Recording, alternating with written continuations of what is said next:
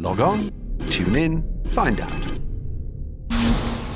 Another good idea from Cambridge.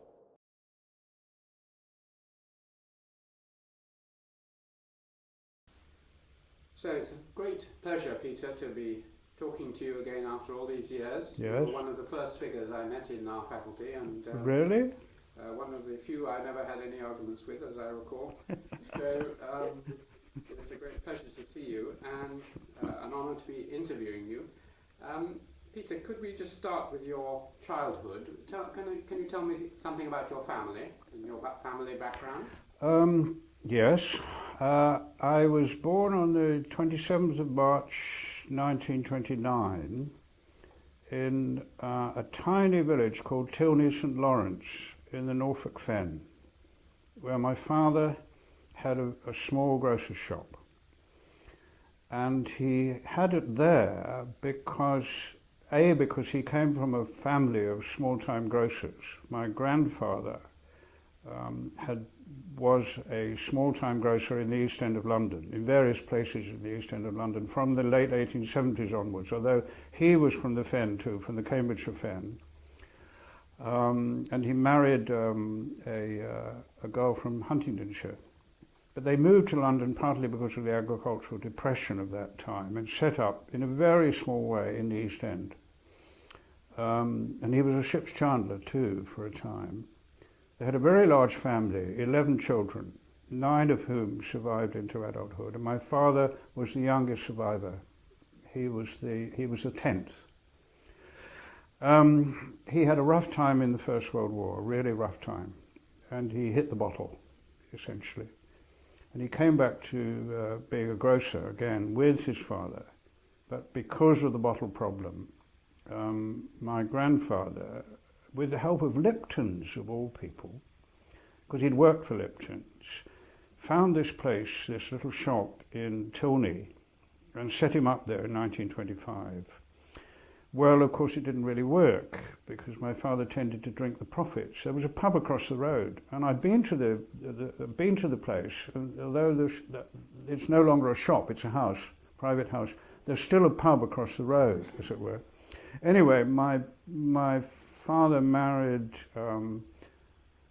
my mother in 1927. She came from Lakenheath in Suffolk, where there were and still are a lot of Gathercoles, actually. So all my roots are East Anglia, one way or another. And they were successful for a time. But I was the only child. My mother had 4 miscarriages. And I was born at home, and I was a 7-month baby. And I was lucky to survive. But then the slump came, and of course my father went bankrupt. And eventually we moved back to London, and I grew up in Ilford, Barkingside first of all, in a council house, and then in Ilford. My father was still in grocery at that time, but he went into various jobs. He had a very, very unhappy 30s, and I had a lot of unhappiness as a child because of my father drinking. And I went to Downs Hall Council School in Seven Kings. And I thought I would be destined for, going for a county scholarship, because I was bright. But I wasn't unusual in that. I mean, we had classes of 48 kids, I remember. And by the time I got to the Downs Hall Middle School, I was moving in a certain direction, obviously, although not very conscious of it. But the great thing was, my eldest uncle was a musician. All the family were very musical. But Uncle John was an organist and a cricketer and a butcher.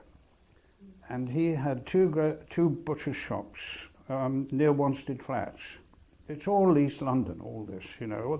The men used to talk about East London interminably and so on. The women did all the cooking and the washing up, and on Sundays they all got together, and the men talked and talked and talked about grocery and so on and so forth. Anyway, my uncle heard me singing to my grandmother at Christmas 37, because she was ill in bed in the house they lived in Ilford. And he said to my mother, "The boy's got a voice. Put him in for the choir school."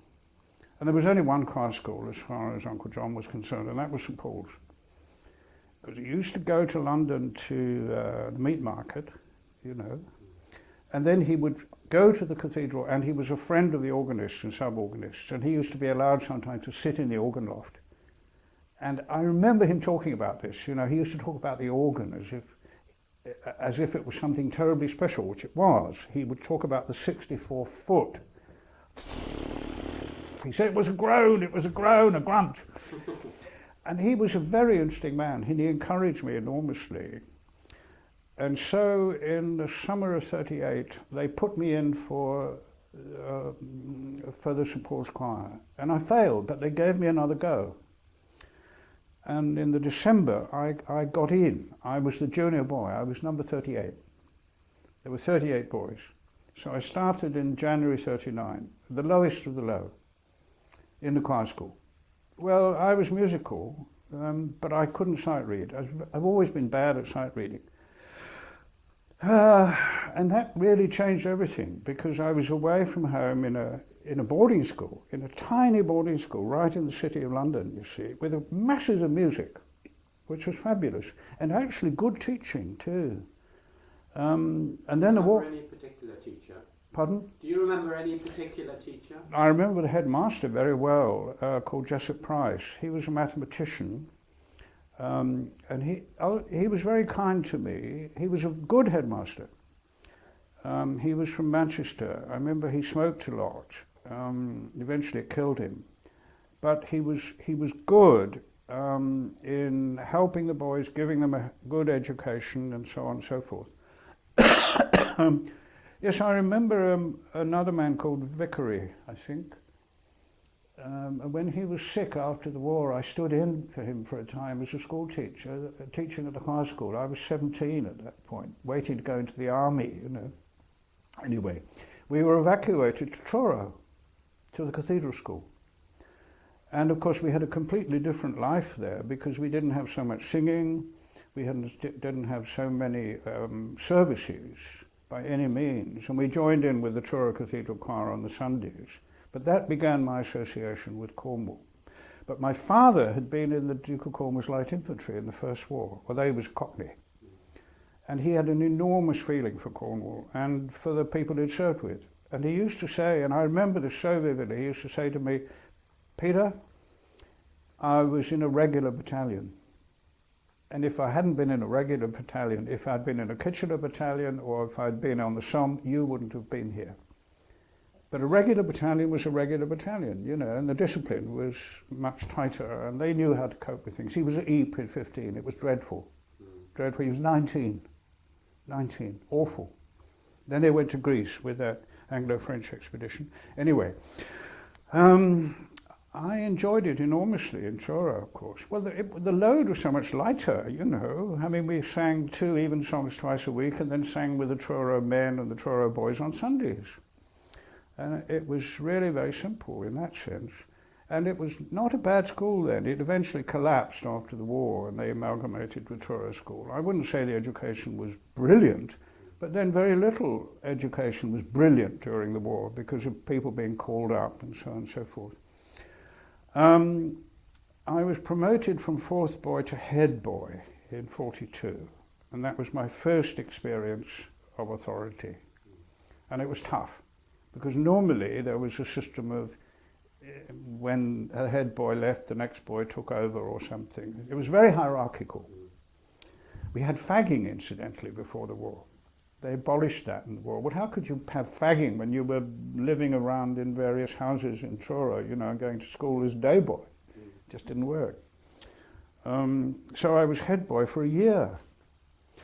And we still did a lot of music, and they put me in for the musical scholarship at Clifton, which was evacuated to Bude. A chap called Addison, who had been head boy before me, a very good musician, he'd got one, and so Jessup Price, in consultation with my mother, put me in for a music scholarship, and I failed. But I did very good written papers, strangely enough in mathematics of all things. You know how sometimes, Alan, you get a sort of verve, and you can do it. and I sat in a little room in Truro Cathedral, I remember, all by myself doing these written papers. I was, 14 and a half, you know. And they offered me a bursary. And my voice broke in the summer on a mid-B flat, of all things, during service. So I was useless from that point onwards, you know. You could croak and groan and sing a falsetto and so on. So I went to Clifton in the September of 43, and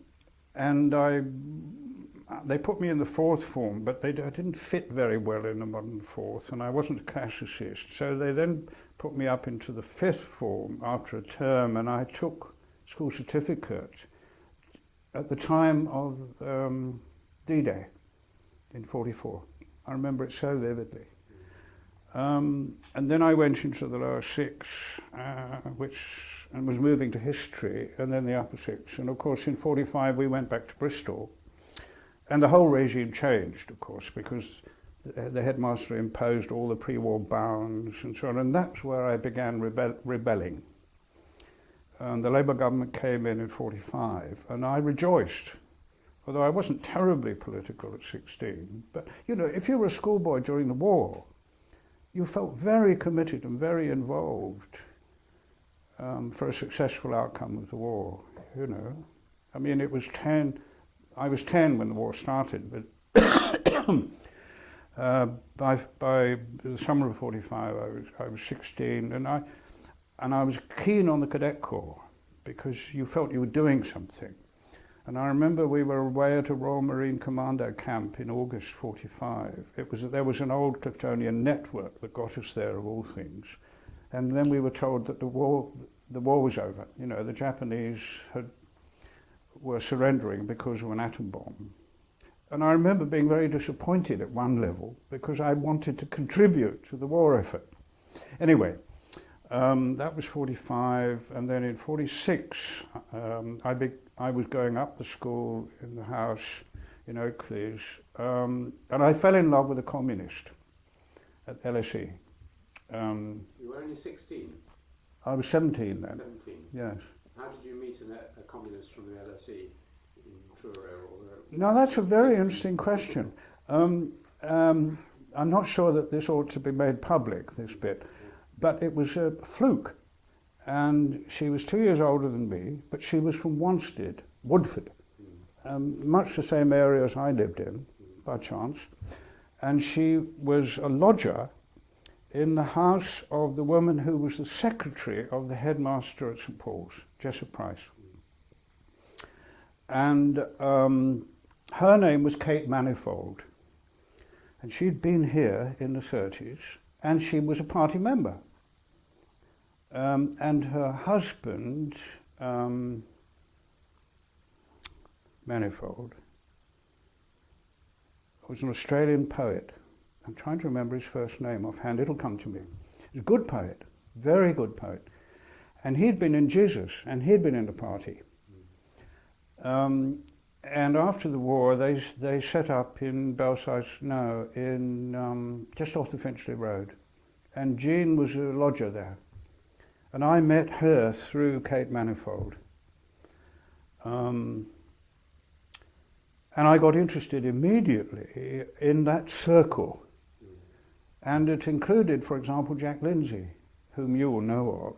Did you ever meet Jack Lindsay when he lived here? He wrote 160 books, I think, or something like that. I mean, enormously prolific writer, as you know. And a good classicist, as I understand it. And for a time, well, he was a friend of Child's. Yes. Anyway, I got interested in Marxism then, and I read quite a lot. And I started to take the Daily Worker at school, which was, of course, unheard of. Pardon? Scandalous, I think. No, the housemaster was very tolerant. It used to be delivered with his Times by the same newsagent. By that stage I was getting more and more critical of Clifton. But you see, I had to stay in the system because the only way to get out satisfactorily was to take all the examinations before being called up into the army. I wanted very much to go into the army. And so I ploughed through the History 6. And of course in 46 I could, because I was concentrating on medieval history and also into the 17th century, you see, who did I read? Christopher Hill. Did you? At that early age? Oh yes. He'd only just started publishing, hadn't he? I mean, he'd written that thing on the English Revolution. Yes. Probably that. I still, published by Lawrence and Wishart, I still got it. So have I, yes. I got my copy. Mm. But you see, through John Manifold, John Manifold knew a lot of these people. You see, there was a very left-wing intellectual grouping in that part of London at the time. The Communist Party Cultural Committee was very active. There was a real network, as an anthropologist would now say, a la John Barnes, you know. And it was real and tangible, but it was also involved in music. And Manifold, John Manifold, played the bass recorder. And so he was involved in that enormous interest at the time in 16th century music. And Ernst Mayr, the German anti-fascist, in 46 published his book English Chamber Music, because he'd been working in the BM during the war. And I bought a copy. I've still got it. So I got to know these people, you see. Now these people were bright, they were very intelligent, they were iconoclastic, they were critical. It was a time when the Labour government was moving forward very rapidly in all sorts of directions, in nationalisation and so on. It was before the Berlin airlift, it was before the Cold War really developed, you know, before Churchill said there's a basic division in Europe, the Fulton speech in 46, and so on and so forth. Now, this all had a tremendous effect on me, obviously, but the contrast between meeting these people in the holidays and then going back to Clifton was almost too much. Almost too much. I used to write to Jean and she used to write to me and say, now come on, it's going to be all right, you know. Just stick to it. And that's where I learned. You had to stick to things, working within a system, even if you want to get out of it. So I took the higher school certificate in the summer. I remember I went rowing so that I could get to know something about Bristol, because you weren't allowed into Bristol, you know. Generally, you had bounds to guard you from women and booze. Yeah. But it's true. Right, I went through it too, I know. Yeah. And the most amusing thing was when I had to pay my bill for the Daily Worker at the newsagents in Clifton, I had to go 50 yards out of bounds. Anyway, I took the school certificate in the summer, and then, of course, inevitably, being a public school of that character, and it was a very good school in many ways academically, where did you put in for? Oxbridge scholarships, you know. So I banked on history here. And I got an open minor at Peterhouse. To my great relief, I was 17 and whatever. I remember Hallward, who I got to know subsequently again and liked, the headmaster. He must be near, if he's still alive, he must be nearly 100. He had been a fellow at Peterhouse, of course, a classicist. And I was editor of the school magazine in my last term, and he didn't like the draft editorial I'd written. I didn't realise there was a censorship. The housemaster concerned for the school magazine sent it through to him, and he summoned me, and he threw the manuscript on the floor and said, "You can't publish this. What will the parents and the governors say?" Because it was too critical, you see. And then he said something very interesting to me, and I don't hold this against him because he was right. He said, "Gathercole, people like you should go to the London School of Economics, not Cambridge." And in a sense, he was right, you know. Anyway, I got a minor. Only a minor, someone said. Why didn't you get a major? My God, you know, to get an open major scholarship in history at Peterhouse in 46 would have been, think of all the history fellows in Peterhouse at that time. Incredible. I was interviewed by David Knowles, and no, I met him later, of course, Butterfield. Oh, yes. Fancy being interviewed by those two when you're 17. Yes. Butterfield said, do you tend to follow the economic interpretation of history. Words to that effect. Anyway, to my great relief, I got it. I got a scholarship. I left Clifton. I was going to leave Clifton anyway and go for an Oxford scholarship on my own bat. I could have done that. There were some closed scholarships from Clifton, the Neil scholarships to Oxford, to Queen's, Oxford. And I worked in a bookshop, which I greatly enjoyed, and then I was called up. And I did 2 years in the army, which actually I liked. I did basic infantry training. I immediately got earmarked for army education, of course, which I didn't want to do. I wanted to be a driver in the service corps and learn to drive, you know. But I did infantry training, which was very good. Primary 6 weeks, and then infantry training with the South Staffs, which I loved, because I mixed with chaps from Birmingham and Dudley, and so on. And you know, it was hard, it was tough. And you help people along all the time. But it wasn't difficult for me, because I'd been in the Cadet Corps, and I'd lived away from home. I lived in Spartan conditions in a public school, because when we went back to Clifton, you know, the conditions were pretty Spartan to start with. And then I went to the Army School of Education. There were masses of people going into army education at that time. The Labour government was very keen on army education, for good reason. Because so much education for conscripts during the war had been very bad, for boys particularly, moving around, you know, evacuated and so on. And 30% of the army conscript intake was semi-literate at that time, officially. So we did 3 months training at the Army School of Education, which was at Buchanan Castle in Scotland then. And when we weren't in syndicates, it was the Cambridge word that was used for group education and training. We were drilled by people from the Brigade of Guards. And this was deliberate. And the colours of the Education Corps were Oxford blue and Cambridge blue. I mean, you know, it was so typical, as it were. But it wasn't a bad thing to be in. And then I was posted to Egypt as a sergeant. The draft went out just before Christmas in '47. I thought I might be posted anywhere. Where I didn't want to go to was Palestine, because it was all breaking up then, you know. A close friend of mine was in Palestine, in army education, attached to the parachute regiment.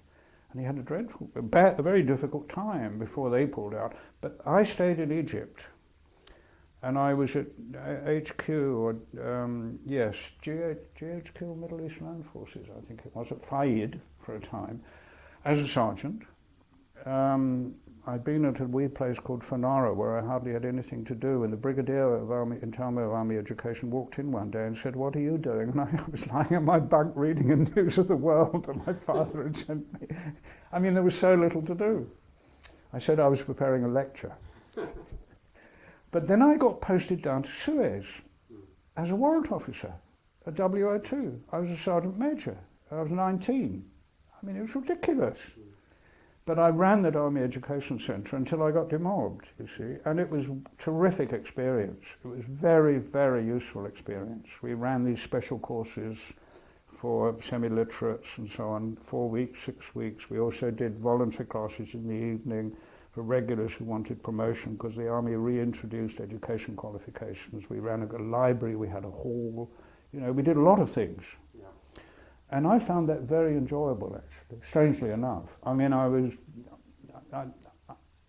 wanted very much to see Jean, of course, and you lived a very Spartan male existence.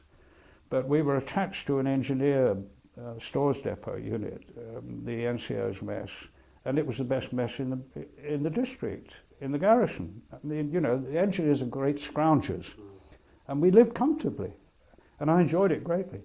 When I went there as a WO2, the mess president, who is a regular in the engineers, and they were all mostly regulars actually, and they were very good, he said, "Right, schoolie, mess treasurer." So I had to do 3 months as mess treasurer. It was awful. Anyway, it was a good experience. My closest friend was a regular called Scott, who had been, when a corporal during the war in Malta, he'd defused bombs, and he got a BEM as a corporal. you know. He became a very close friend. He was the only regular soldier I ever met during my army service who had read the Communist Manifesto and understood it. Very interesting man. I very much like soldiers. I still do. I still feel very close to soldiers, you know, having been a national serviceman. Anyway, I came out at the end of May '49. I went to, what did I do? What was it like being a communist in the army? Well, it was interesting because by that, I mean, officially I wasn't. You know, I was interested in Marxism and I'd read quite a lot of Marxism. But when we were stationed at Drimmen, at Buchanan Castle, we used to go to Glasgow at the weekend, and I went to the party bookshop regularly. The Glasgow District Committee sort of accepted this somewhat reluctantly, but we couldn't do very much, obviously. It would have been stupid. Why would we would have been RTU'd? We would have been returned to unit, because there was an anti-communist, strong anti-communist movement within army education at the time. So it was difficult, but on the other hand, I think I understood what I could sensibly do. All I could do in the teaching was to be fair and explain situations analytically, as it were. But being in Egypt, you see, the big question to the conscripts particularly was, why are we here? And we used to do classes on current political situation. So I used to say, well, we're here because of the history of the British involvement in Egypt and the Middle East and the Suez Canal and so on and so forth. And it was interesting, before the Major posted me down from Fayed to Suez, he said this, Alan, he said, Gathercole, I'm posting you down to Suez because you're obviously going to be capable of running this Army Education Centre. And we know about you, but I think it would be best to have you down there out of the way. Or words to that effect. Well, I remember thinking, you know, because I wasn't politically ignorant by that stage, having been a bit of a rebel at Clifton and mixing with people like Manifolds and so on, that, you know, that one could have a sensible political attitude of the left that made sense within the system. You did what you could. I mean, I realized immediately that Major Foreman, who was a hell of a nice man actually, if he'd had any sense in this context, he would have said, well, we must keep you here because we have to keep our eye on you. But he trusted me, obviously, which was nice. And I never transgressed in that sense. You know, I never used, consciously anyway, my position as a WO2 to preach propaganda. What would be the point? Anyway, you didn't have to teach propaganda. What were the British doing in Egypt? They were guarding the Suez Canal. From whom? From the Russians, as much from the Americans as the Russians. We had a big military presence in the Middle East. Anyway, does that answer your question? Yeah. So the next stage was Cambridge. Cambridge. Well, I got a job with this. I worked in the NUS before Cambridge. National Union Students in Ensley Street in Bloomsbury. I was in the vacation work department, and I allocated people to farm camps. And that was a good administrative experience, and it got me in touch with students. And there was a party cell there, a party group rather. I didn't realize this when I got the job. I wasn't appointed on that basis, I'm sure. But the communist students were pretty active in the NUS, obviously, and openly. The chap in charge of vacation work was Stan Levinson, who was a party member, who died quite recently. I happened to see a Morning Star a year ago, and I saw a brief notice. He'd had a lot of experience in the party during the war, one way or another. And I joined the YCL at Ilford, much to my parents' disgust. Young Communist League. Yeah. I did a bit. I wasn't terribly active. I had too much to do in the farm camps outfit and so on, and catching up on civilian life and reading and getting ready for Cambridge. And then I came up here and read history for 2 years. I read a prelim and part one, naturally, you might say, in Peterhouse. And of course, there were this marvellous group of Dons who were very open, in my experience anyway. And that's where I met Jack Golson. Do you want to say something about when we encounter people on your voyage? It's quite nice just to stop for a moment and say something about them. And he's one of the people, obviously, who has had a great influence, or at least you've worked with, and so on. Can you say anything about Jack and your relationship? Yes. I wrote an article in the Festschrift for Jack Golson, which ANU published in '96, something like that. And my paper's the first one. I met him and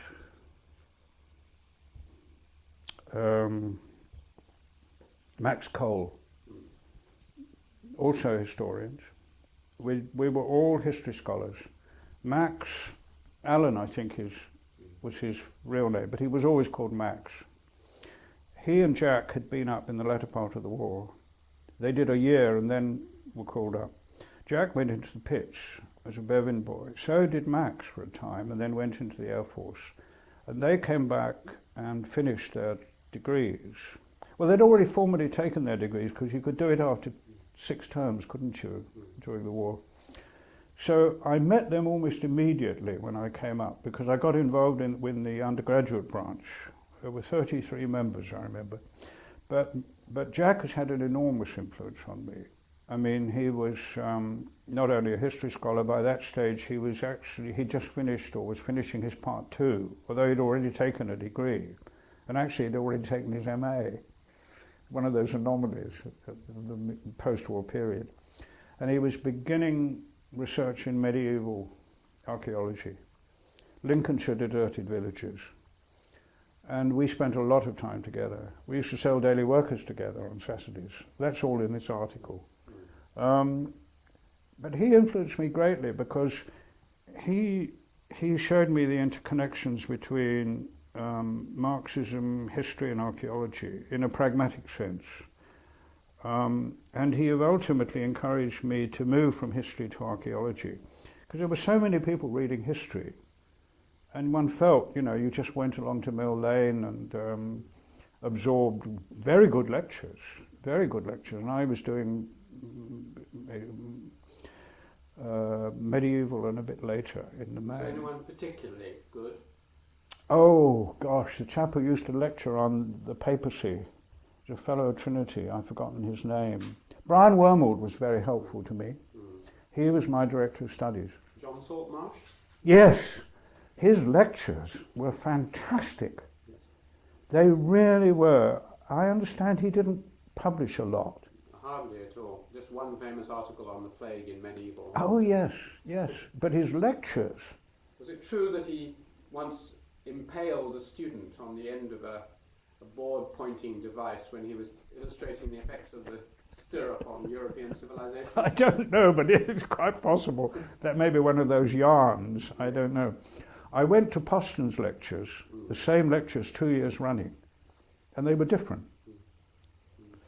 I went because Max Cole, who was by that time a graduate student, said I should go. And I cared greatly for Peterhouse. It was a very small college. By contemporary terms, you would argue that it was effete, narrow. It was very liberal. It was much more liberal academically and politically than it was when I saw it again in the 70s. I was appalled by it when I came back, because they gave me some dining rights, and I used to go into dinner sometimes. And the conversation was dreadful. Narrow, sectarian. The fellows who lived in college talked to each other and hardly talked to anyone else. David Clarke was the only exception, the archaeologist. I liked him enormously, and I was terribly sad when he died. Yes, I was going to ask you about him. And he seemed absolutely outstanding. Oh, he was. I didn't agree with a lot of his arguments about archaeology as a science, but I certainly agreed with his essential quantitative approach, with his work on the Bronze Age, with the support that he got from Graham Clark, and so on and so forth. But I'm jumping ahead a bit. Jack and I did a lot together, and politically and also academically in a sense, because in 53, I'm jumping ahead again. I moved over to archaeology to do a part 2, but they wouldn't give me a second year for my part 2, so I had to do it from scratch in 1 year, and that was tough. By that time I was married. I married Valmai, who'd read English at Bedford in London. She was in the party, and her family was militant Welsh working class. That was her background, although she was a Londoner.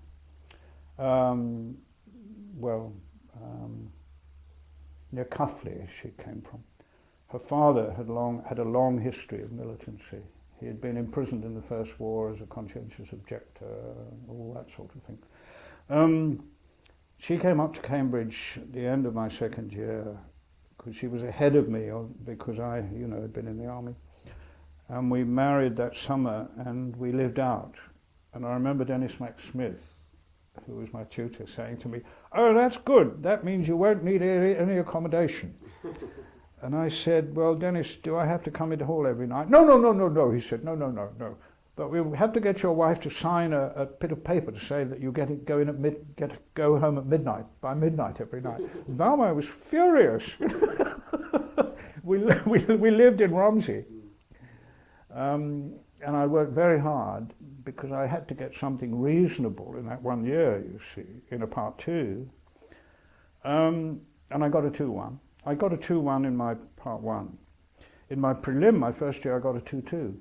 And I went to see Dennis. He summoned me and he said, "Look, you're doing too much political work. You've got to concentrate more." I talked to Brian about it. And this is true, Alan. I then went to see Brian Wormold, who had been very nice to me.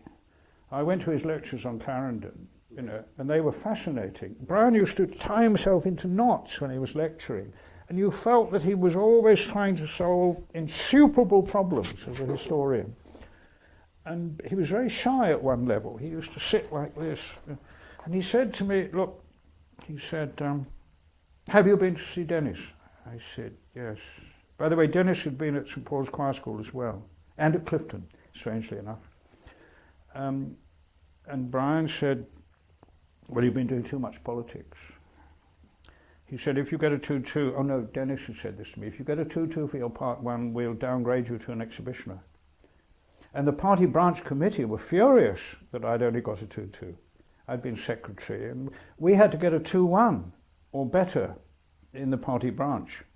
There was that strong emphasis on being a good student. That was a strong line in the Cambridge branch. And Margot Heinemann told me years later that had been true in the 30s as well. So Brian said, "I'm going to send you to Max Cole. He's going to supervise you. And he'll keep you on the straight and narrow." And there was a party member supervising another party member. This was Brian's deliberate policy, and it worked. I went to see Max, who was married to a well-known economist, Dorothy Wedderburn, as she became, who I've been friendly with for many years, and I've seen only recently, actually, a year or two ago, because she has links with Darwin. And Max said to me, "I've been talking to Brian, and you're going to work jolly hard, and the supervisions are going to be straight on the subject, and after that we can talk politics if you want to." And that worked. And I got a 2-1, and then I got an open scholarship, to my amazement, from Essex County Council, a county major, to go to the Institute of Archaeology. And that's where I came under the influence of Child and was taught by Child and so on.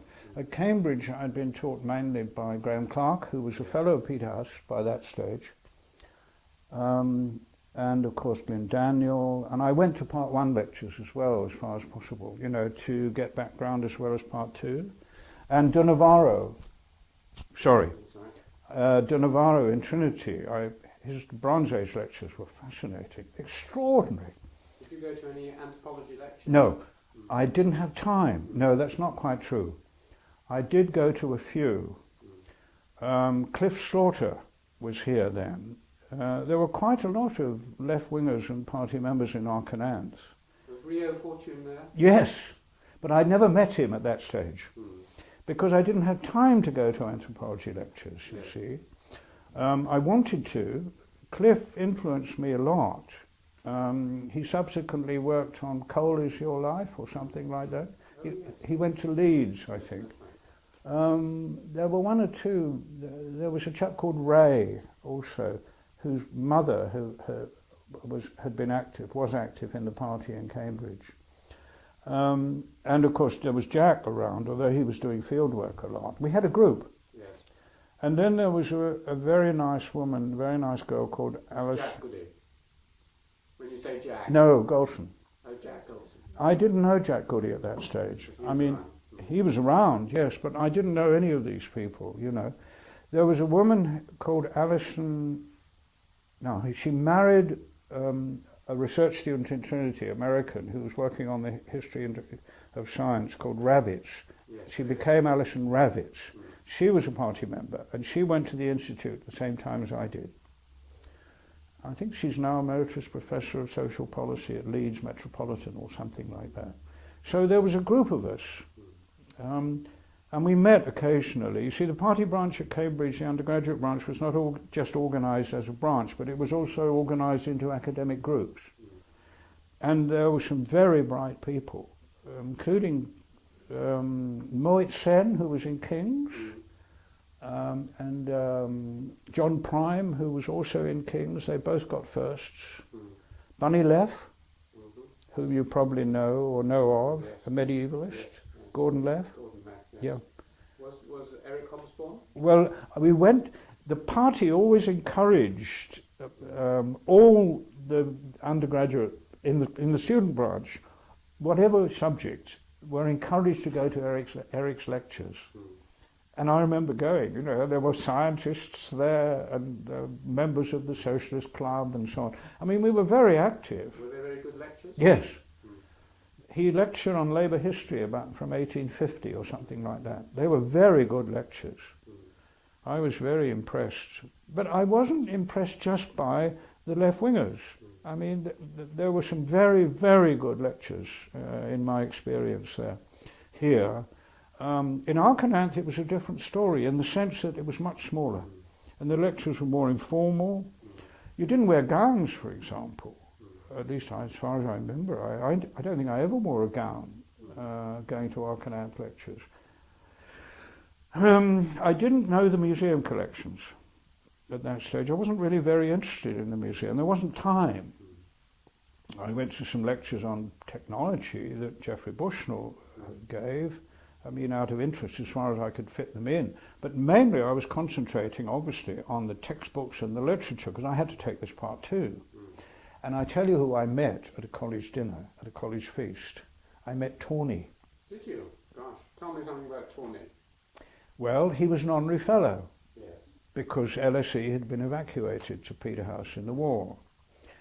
And he was invited, of course, to this feast, which was for fellows and scholars.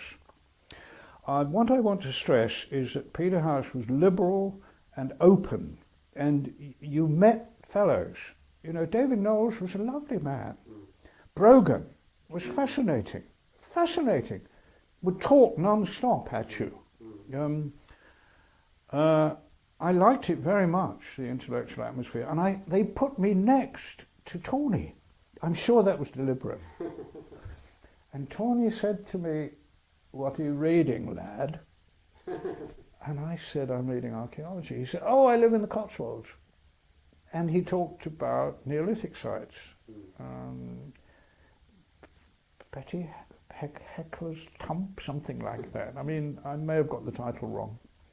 And he knew quite a lot about archaeology. Now, we had done Religion and the Rise of Capitalism at school. I still got my Pelican with the marks, you know. And I told him this. And he was pleased. I'm sure he was pleased. And then he said to me, "What sort of class do you think you're going to get?" So I said, "Well, I'd like to get a 2-1. if I can. And he said, well, don't worry, he said, I got a third. Actually, he didn't. No, you got a 2-1.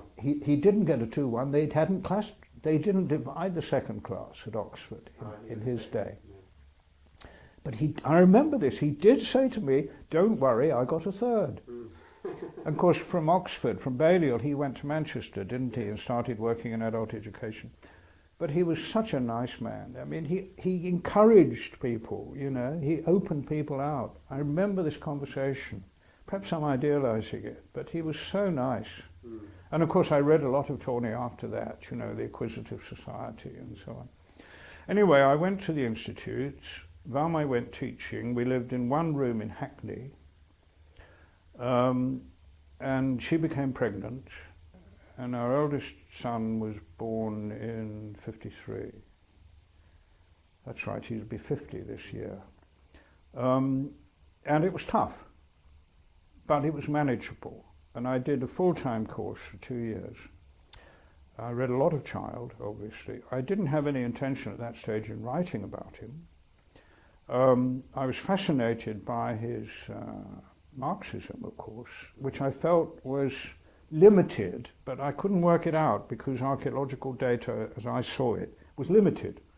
I mean, how do you talk about ideology when you're essentially concerned with material culture? Well, these were issues that archaeologists have taken up subsequently. But at that time, there was much emphasis on stratigraphy, chronology, and typology. Perfectly understandable. What I felt I didn't know was the social context of stuff. And I realized that I should have done some anthropology somewhere along the line. Also, because I had read Marx and Engels within limits, obviously, I was always interested in the philosophical context and social context, but I'd never done any philosophy. That interest and knowledge really came much later. Anyway, I did the course. I didn't get a distinction. I'd been very active in the student peace movement in London, which wasn't a good thing, actually, because we were living with very little money, and then Jonathan was born in the November of 53, and so, you know, it was a struggle. And Peter, who was the secretary at the Institute, said to me as I was finishing, he said, what are you going to do? And I said, well, I'd love to do some research, actually. He said, you can't do research, you must get a job. You've got a wife and son. He said, there's a job going at Birmingham. Now, during the vacations, I'd excavated for the Ministry of Works, and I excavated with Jack Golson at Norwich in 53, where he and John Hurst had dug 2 years previously. And we did a medieval into earlier excavation across the town wall there, parallel to one he had done with John Hurst in 51. And I learned a great deal of field archaeology there.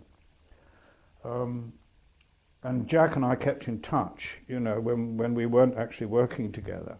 I remember when I was doing a rescue dig at Oakham in 53, he came across from Lincolnshire and visited the site at Oakham. That was the first piece of field work I'd done. And we spread out the pottery in the hotel on the floor that night, because I didn't know anything about medieval pottery, you know, I had to learn from scratch.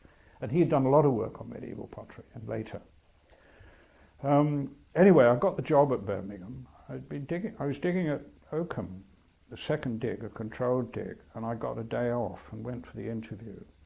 And I got the job, and I went there in the October and worked in the Department of Archaeology, Ethnography and Local History with Adrian Oswald, who was the keeper. And then I had to lecture on the collections as a trainee assistant, including ethnography. So I started to read ethnography. I went to an extramural class as a student, and I read Patterns of Culture. And that's where I read about Fortune's work, of course, because that chapter on Dobu, you know, by Benedict, and of course the Northwest Coast and all that sort of stuff. And I found it fascinating. But I had to lecture on ethnographic collections, you see. I remember I gave a lecture on the Maori, and I still got the notes. It was awful. Awful. Your lecture was awful. No, the notes, I mean, tell me that I obviously knew very little. You know, I'd cobbled it together.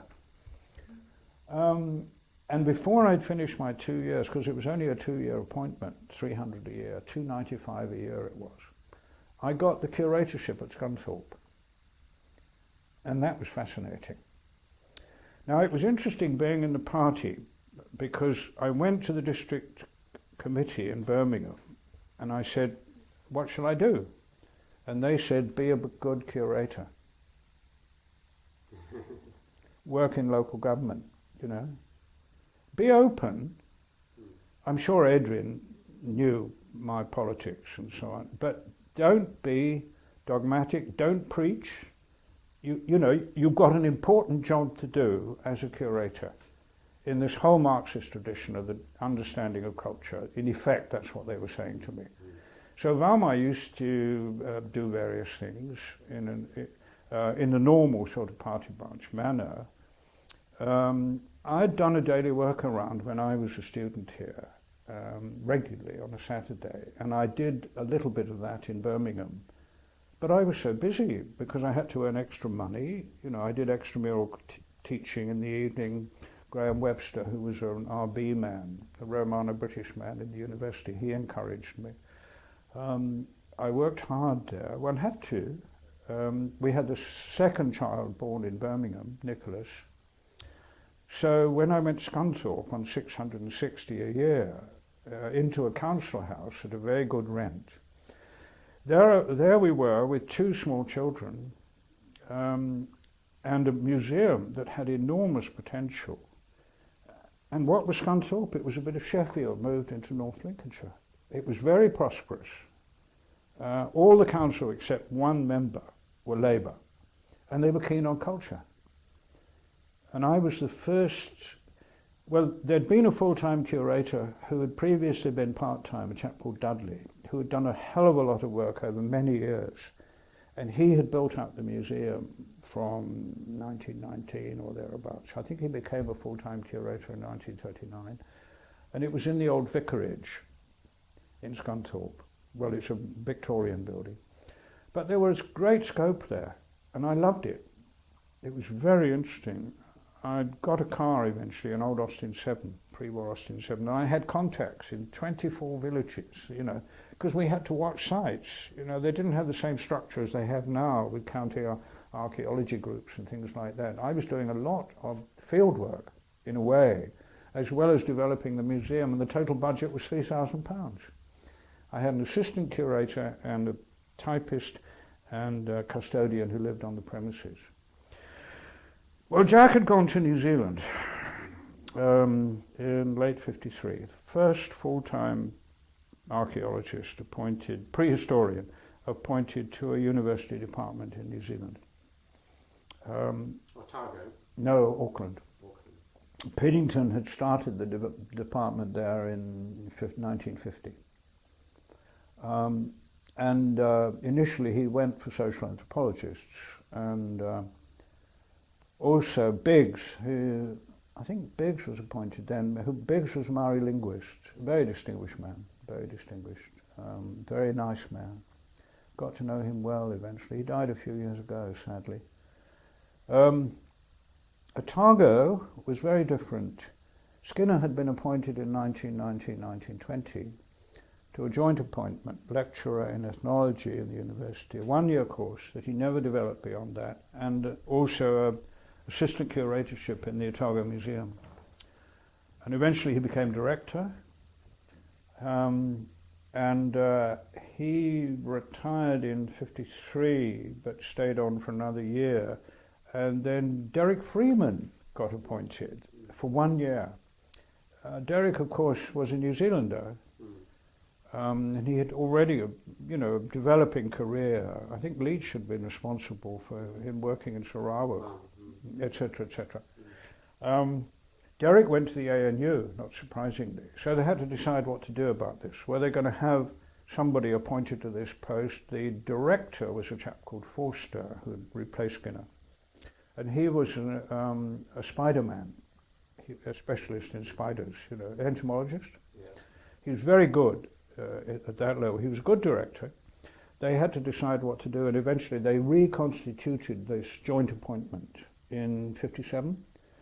And Jack wrote to me, I've still got the letter, saying, would you be interested? Because I know you've been teaching yourself anthropology and you've got a wide, you know, you've got a wide range of interest and you've had this museum experience and so on. In a place called Dunedin in the south, I don't know words to that effect.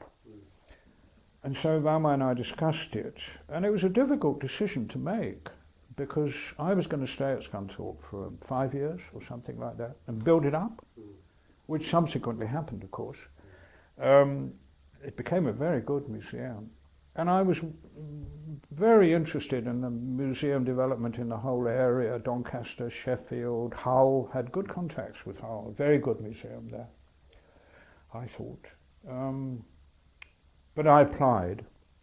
I was interviewed by a historian, a professor of history from Otago who was on leave in London at the time, and the Secretary General of the Association of Commonwealth Universities, a chap called Foster, who it turned out was a distant relative of mine, way back, because Gathercoles had gone to Melbourne in the 1850s, and his mother had been a Gathercole. Quite extraordinary. Anyway, Willie Morrill was the professor of history, and he was on leave, that's right. He was a UCL man, Pacific historian, nice man, very interesting man. And I got the job, to my amazement. So after much thought, I accepted the job, but not immediately, because it meant uprooting ourselves. We were going to be emigrants, you know. And we went with 2 little boys by ship. 6 weeks it took. And of course it was all new to me. And that's where the whole New Zealand career began. This joint appointment at Otago. I don't know whether you want me to talk about that. We've got 4 minutes left on this tape. Would you like to ask a question about New Zealand? Well, when you first arrived, Skinner was still around, wasn't he? Very much. Right. Yes.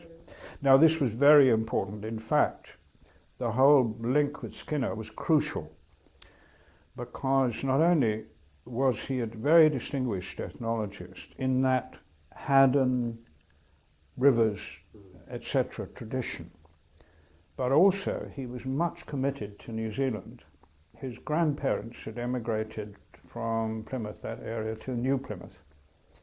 Very significant migration in the 1840s, establishing New Plymouth really. His father, W.H. Skinner, was born in Taranaki and was a surveyor. And he was very interested in Maori objects, and Skinner grew up in that environment. He couldn't do any anthropology in New Zealand as a student. I remember he went down to Otago to finish his degree just before the First War, and he did classics and zoology, which was a very sensible combination, actually. It was the closest he could get to anthropology, he told me. Then, of course, he volunteered, and he was at Gallipoli and wounded. He was in the Otago regiment. Survived, but it was tough, I think. He was awarded a DCM. This was in 1915-16, before the military medal was instituted, or just around the same time. The Distinguished Conduct Medal is, you know, the non-officer's equivalent to a DSO. So he'd obviously done some pretty brave things, and he was invalided out. And what did he do? He came to Cambridge and read the diploma. I mean, Haddon welcomed him. Diploma in ethnology. In anthropology. There were several diplomas then. It was before they taught an undergraduate degree properly, as you know. And he loved it. He was in Christ's. And of course, he had everybody, because there were very few students. I mean, I remember he told me he went to, I think Duckworth was around then. He went to Duckworth lectures and he said, Peter, first there were 6 of us or something like that. Then there were 5, then there were 4, then there were 3, then there were 2, then there was me. And he took the diploma. Von Hugel was his director of studies, And von Hugel said, would you like to work on the Moriori stuff?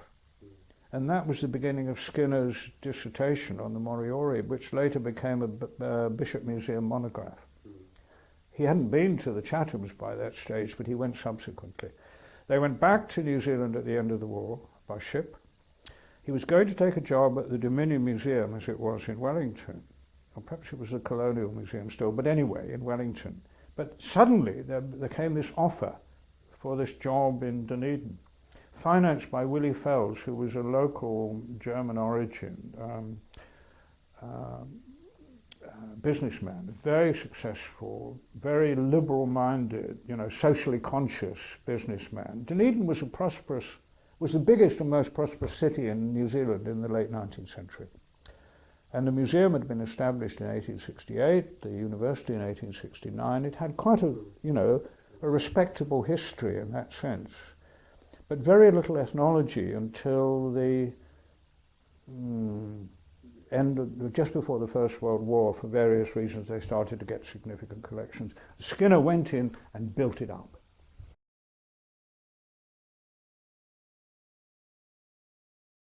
The first thing was, of course, that I knew nothing about the anthropology and archaeology of it, really. I tried to read something on the ship, but I had to spend a lot of time looking after two little boys who got chicken pox, and Valmai got chicken pox, and they were with all sorts of problems.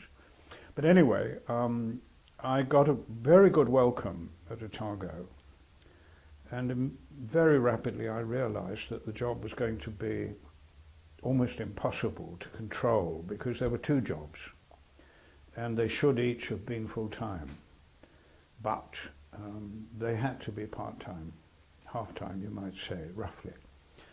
I inherited Skinner and Freeman's Stage 1, one-year course, which was comprehensive. And that was a great boon, because I had to teach social anthropology, archaeology and physical anthropology.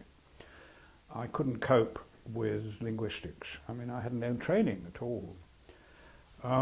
So I developed a one-year course, which I taught from the March 59 onwards. I arrived in July 58, and that gave me time to settle in the museum. And the great boon, as it worked out, was that I shared a portion of the Moabone store, fenced off, as it were, to make an office with Skinner. And he used to come in 2 or 3 days a week and talk. And his table talk, of course, was wonderful, because I learnt so much. Oh, you must read such and so-and-so, you must read Whistler, He was a great believer in culture areas and that sort of thing. He'd met Whistler, I think, on leave one time. And he talked also very extensively about problems in New Zealand ethnology, or Maori origins, for example. To what extent were Maoris indubitably Polynesian? Was the first settlement of New Zealand Polynesian? Was it perhaps Melanesian? There was a theory that there was a first, what you could call Melanesian settlement, or non-Polynesian settlement, and then the Maori came in later. Well, there'd been a good deal of archaeology in the South Island, actually, before then, way back to von Haast and the study of the Moabone and Moas, and the association of Moa and human culture. But what Golson had done in the North Island was to get archaeology really moving from 54 onwards. The following year, the New Zealand Archaeological Association was established, the Auckland Society was established. By the time I arrived, within 2 weeks, I was at a meeting in Wellington to set up the site recording scheme. And I had to take on being site recorder for Otago and Southland, as well as everything else. So what I had to do was to get allies, and I had to get people who were prepared to work with anthropology, as it were, and archaeology locally. And so in late 59, 60, with Les Lockerbie, who is a New Zealander who was in the museum but was in education, he'd been a pupil of Skinner's, he and I set up the Otago Anthropological Society, and we started to do fieldwork on a more systematic basis. And I developed fieldwork too, but very badly actually. My archaeology was very poor, and not surprisingly, not properly published, for one reason or another. I could go into that in great detail, and I've repaired it to some extent since, but I really had too much to do, because what I was trying to do was to create a situation where the university would take anthropology much more seriously, encourage the development of it as a full degree subject within Otago, and the museum should have a full-time appointment as a keeper. Because I had charge of all the cultural collections, from the Paleolithic through to modern pottery. It was ridiculous. Well, I had some good allies, and this is very important. I mean, I'm not talking about the work on collections, or the work I did on displays, or within the Friends of the Museum, or the long conversations with Skinner. I mean, I learnt and learnt and learnt all the time. But I realized, and here my political education was extremely important, I realized that if I could get the support within the arts faculty, particularly the people who controlled policy, the Dean of Arts, for example, and various other people, particularly university people who were on the Museum Trust Board, if I could get them to be convinced that we needed to develop the two aspects of the job, then the odds were that eventually we would get agreement to create 2 full-time appointments. And that happened, but it didn't happen until the agreement came through in late 61, by which time I'd worked very hard and was very tired, but okay, you know, we got agreement, and from February 62 I became full-time in the university, and they promoted me senior lecturer. And a chap called Dave Simmons came down from Auckland and took over the job in the museum. And that gave me the green light, ultimately, really, to develop the department. But there was only me. Now, you know, I had enormous support. There was Guy Manton, who was Dean of Arts, a classicist. He'd been in Johns, but he had taught classics at Sydney before the war. And then after the war, he went to Otago as Professor of Classics. And he was very much in favour of anthropology. And he gave me a lot of support. And the chap called Angus Ross, whose stepdaughter I'm meeting tonight, incidentally, because she's a visiting fellow at Clare Hall. And Angus was a historian. He was in King's after the war as a Commonwealth Fellow or something like that, visiting fellow. And he'd been a student of Skinner's in the 30s. There were a bunch of them who had done anthropology. I think Gavin, the New Zealand novelist, I think, and subsequently in Oxford University Press, I think he had done some anthropology. Angus had done anthropology with Skinner and had a very distinguished war record in the New Zealand division. MC and 2 bars, Greek VC, I mean, extraordinary man. And he was a tremendous supporter of anthropology, and he was on the Trust Board. He was a reader in history then, and he convinced the Trust Board that we should have 2 jobs. And of course his mana was enormous, and still is actually in retrospect. His stepdaughter told me that he had a tremendous funeral. He died only a year or 2 ago, in his late 80s. He was a great man, interesting man. So I went full-time university in early 62. I got an agreement to have 1 new appointment, and slowly we built up the department. I had a sabbatical in 64-5, so although I did a decade at Otago, I had a year away, and we based ourselves here. We had 4 children by then. Here in Cambridge? Yes, in Cambridge. And the museum people were very helpful. Geoffrey Bushnell was very helpful. Anita's room was vacant, so You went there. I went there. I met I met Edmund. I'd never met him before. What? Can we pause on Edmund a second? Sorry? Can we pause Yes. on Edmund? I mean, what's your impression? Was your impression over working? Well, two things. Edmund Leach, this is. Yes, yes. I went to him and said, look, can I sit in on some of your lectures on the history of anthropology? He said, yes, of course. He said, I've heard about you, and you're from Otago, aren't you? And I said, yes. And I said, can I come and see you sometime and get some advice on how to develop the department? I did this systematically. I went to Maya. I went to Graham Clark. Well, he comes into the story earlier, actually. I talked to everybody that I possibly could. And Edmund gave me very good advice. He said, don't try and teach the whole subject. Get good people who can teach what they're good at, and you'll get the students. If you get good quality teaching in whatever field, in anthropology and archaeology, then it'll grow. And he welcomed the fact, as did Graham actually, as did Maya, that it was a department of anthropology which had archaeology within it, and some teaching in physical anthropology, although some of that I used to farm out to the people in the medical school and dental school who were interested in anthropology. You know, I was building allies all the time. There was opposition, of course, because there were established departments, in science particularly, who were very ambitious, you know, in mathematics, for instance. So we didn't get a chair agreed until actually the year I left. The reason why I developed a policy of having a full-time university department and a full-time museum post was that it was essentially a question of leadership and power.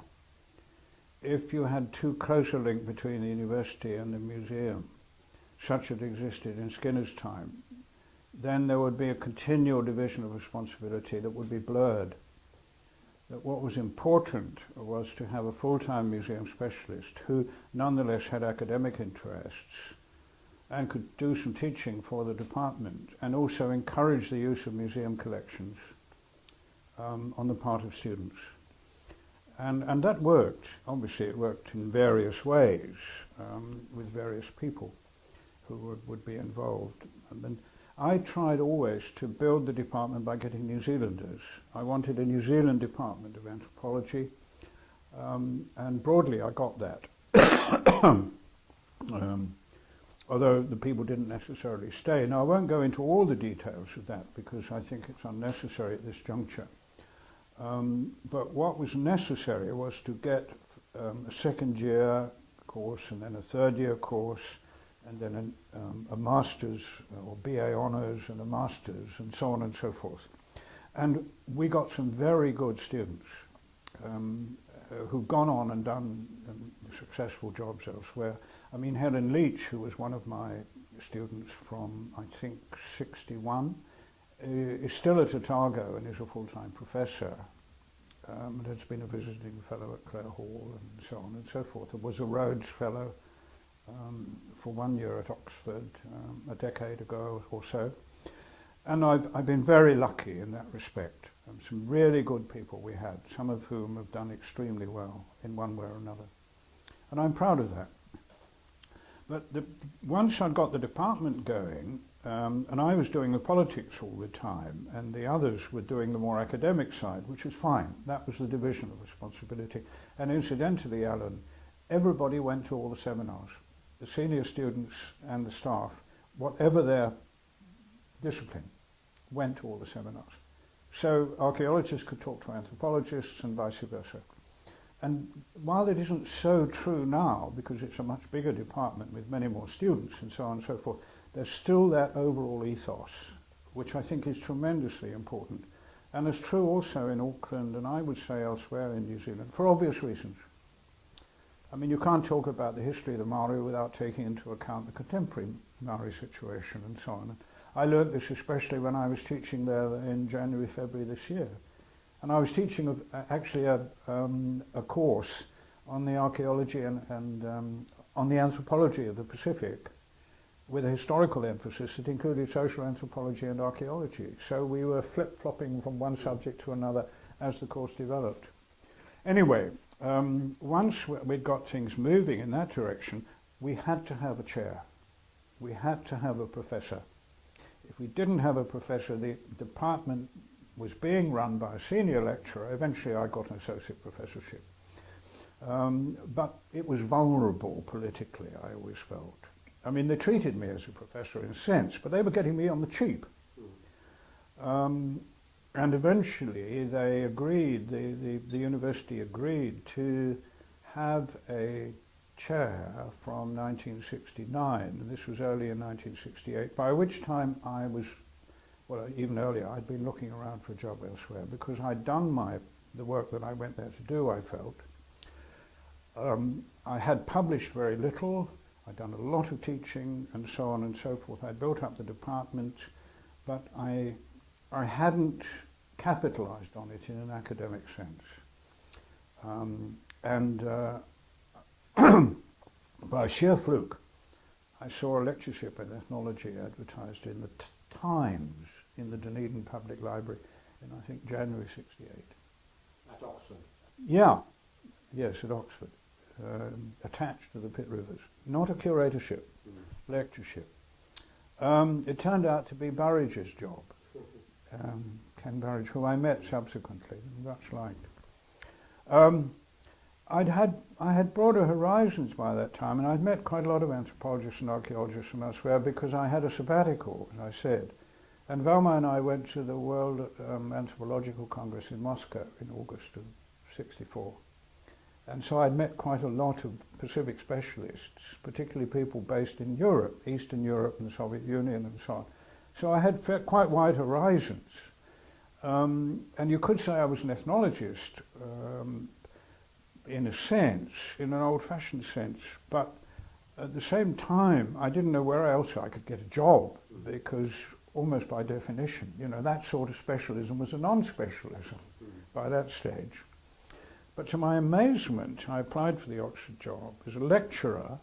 I was an associate professor by that stage, and they appointed me without interview, which amazed me.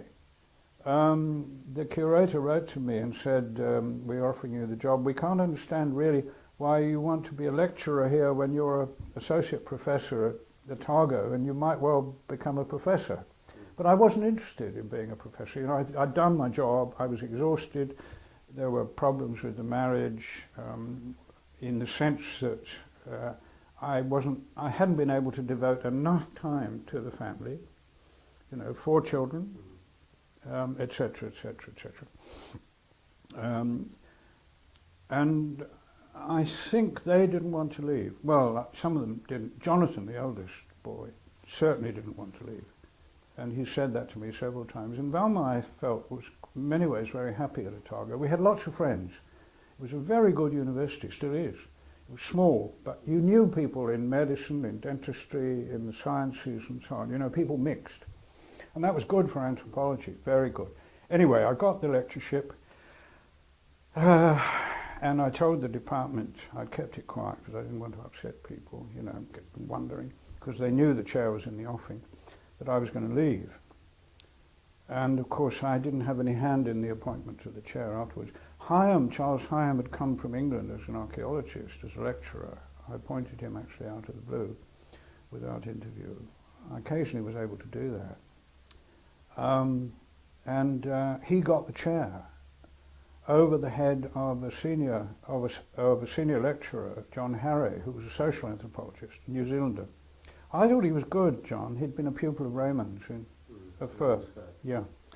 But Hyam got appointed over him and took up the chair in early '69, by which time I was at the Pitt Rivers. Now there's a background to this, in that in '62, Guy Manton, the Dean of Arts, he and I were having a drink on a Friday night in a sort of staff club set up, you know, typical New Zealand Friday evening do. And he said, look, we're looking around for a visiting professor, the William Evans visiting professorship, which was an endowed professorship, the only one they had at the time, a visiting professor. Have you any ideas? And I said, well, what about Graham Clark? And he knew of Graham. He was a widely read classicist. So it went through all the committees, and they wrote to Graham. And Graham and Molly came out in early '64 for the first term, March, by which time I was back from doing the field work on Pitcairn. And then after a term I was coming on sabbatical. And Graham had a very good, made a very good impression at Otago. And of course that was his introduction to the Pacific. He went on to Australia. He'd been in touch with Mulvaney and Golson, Jack had gone to Canberra in '60. And Graham was very proud of the Pacific distribution, you know, because Shawcross had gone to Auckland and Bellwood had gone to Auckland, and then they moved over to Canberra and so on. And here was Higham in Otago, so there were all these Cambridge links. Incidentally, I wasn't a Cambridge prodigy. I didn't go from Cambridge to the Antipodes, you know. They had no influence on me getting there at all, actually. But Graham enjoyed himself as visiting professor. And we were in a new department. We got a building for the first time, which I got by stealth, which I won't go into. And he had a room and so on and so forth, and he liked that. Helen Leach still remembers having a session with Graham in Graham's room with the other senior students. There were a handful of them. Graham asking questions about New Zealand archaeology in the Pacific. Asking questions, not telling people, but asking. And you can see this reflected in the later editions of his book on world archaeology. Anyway, Graham was surprised that I had resigned. He heard about it, you know, subsequently, and that I was going to go to Oxford. Because what Graham had in mind was the possibility of me applying for the curatorship here from New Zealand. I remember he wrote to me when I was at Pitt Rivers. And I said, well, I loved it at Oxford. I mean, the teaching was light. There was no undergraduate teaching except the work we did for the School of Geography. There was some teaching in the first year in ethnology, which I did with Audrey Butt. It was great. And I got a fellowship in Worcester. You know. Was Harry Pitt there then? Yes. Yes. He was my teacher. Yeah, I liked him. I was very sorry to leave Worcester. I got it out of the blue. I was called an extraordinary fellow. I mean, that was the title. Yes. Typical Oxford. But for various reasons, I decided to apply for the curatorship at Cambridge. Partly because Graham obviously wanted me to do so. I left Oxford with reluctance. There were personal reasons for this as well that I won't go into. I came here in tears, quite honestly. I drove over from Oxford the last day of September in an ancient Mini from Oxford. This was about 68, was it? 70. 70. And I stayed with my mother at Lakenheath and drove in here at the beginning of, you know, something like the 1st of October, I think it was. And it was a completely new world.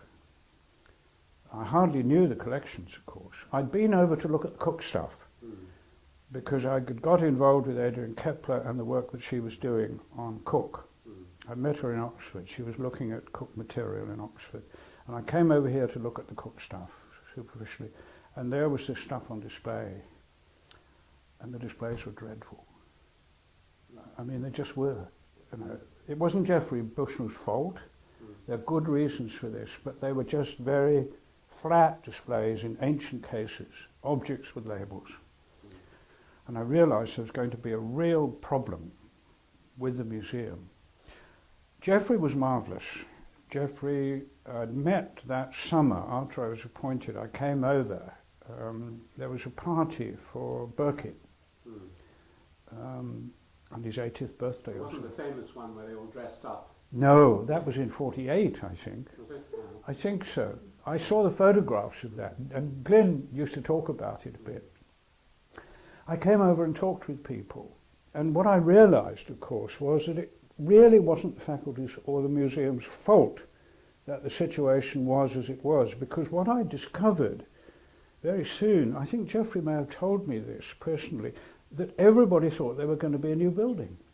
It was going to be on the Sidgwick Avenue site, where Oriental Studies and Classics are.